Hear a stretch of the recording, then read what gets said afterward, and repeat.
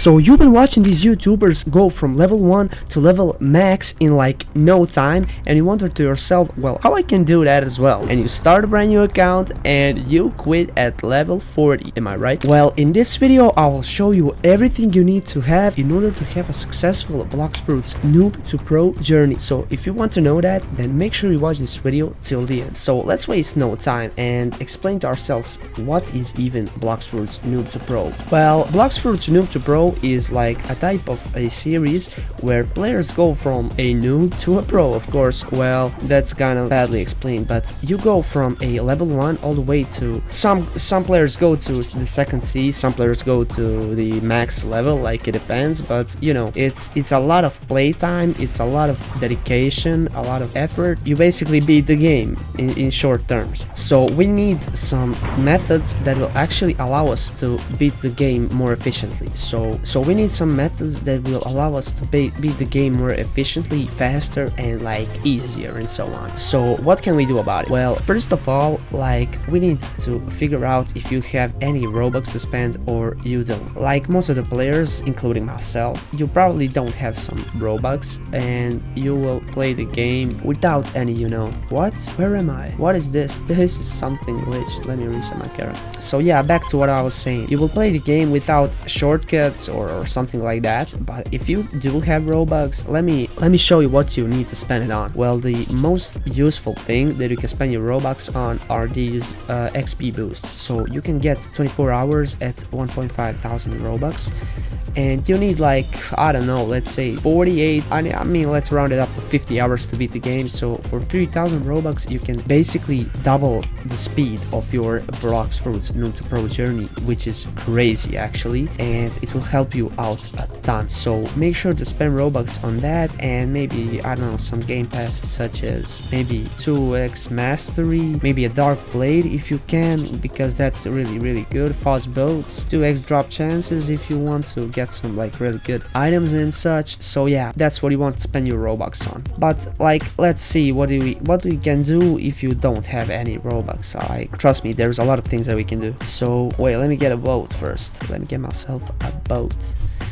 Just like that. Well, you need to make sure you go down the right path. So what I mean by that? Well, I mean you need to know what are what enemies you need to grind. So you already know that we have this compass in the game, and it's really useful, and 90% of the time it's the most efficient way of grinding your XP. But at certain stages in the game, like, there are some better ways to get XP compared to this compass. So what I mean by that? Well, let's say you're in the first sea and you are literal beginnings of your Blox Fruits journey. Well, you can actually, instead of farming all of these starter NPCs, you can actually go to the last island of the first sea, the fountain city, and there you can grind those NPCs. Of course you can't claim the quests, but you can get yourself behind the walls and you can like grind these enemies, which will give you a ton of XP, and that way you will literally head start your entire Blox Fruits journey. You will skip all of these hard islands. Like in the beginnings, the enemies are really hard to kill because you don't really have anything to work with. Like, you don't have any abilities, you don't have a good fruit, you don't have fighting style, swords, and so on. So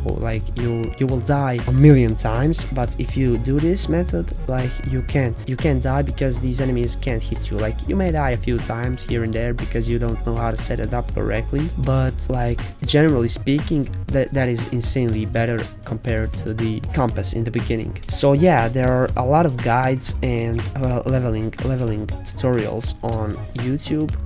I made one, so you can check it out if you want, and yeah, make sure to follow it. Next up, if you want to progress to the game faster, because like that is the primary goal of this, you need to figure out what you like and what you don't like, but also keep in mind how good it is. So like, you don't really have to use superhuman if you don't like using them. So what you can do is get yourself a bunch of different fighting styles, swords, and etc. You literally find out what you like, but you don't really have to get them because it takes a lot of time. You can check on YouTube what is good and what is not, and if you like it, so you don't actually waste time getting them when you really don't need them. Like, you may get them at the end of your Blox Fruits journey as a collectionist. You know, maybe you like getting everything.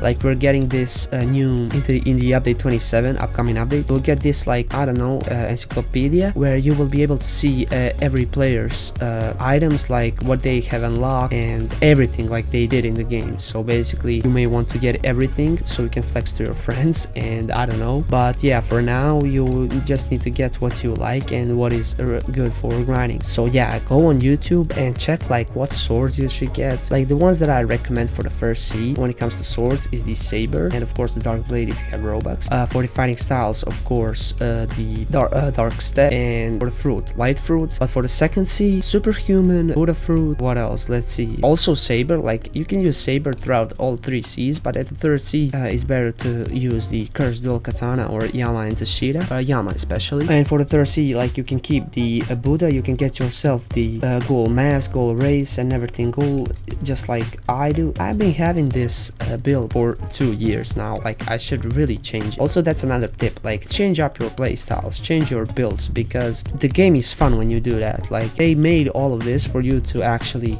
use it and enjoy it and see what you like and what you don't like, because it's fun. All right, this game is meant to be fun and not to be seen as like something you have to do, you have to grind out and stuff like that. So make sure to change up your playstyles a little bit and make sure to have fun in the game. Also, that's another tip, like if you want to play the game for a long time and reach the max level, you need to have fun, because otherwise you will just quit. All Noob To Pro series, it's over if you don't play.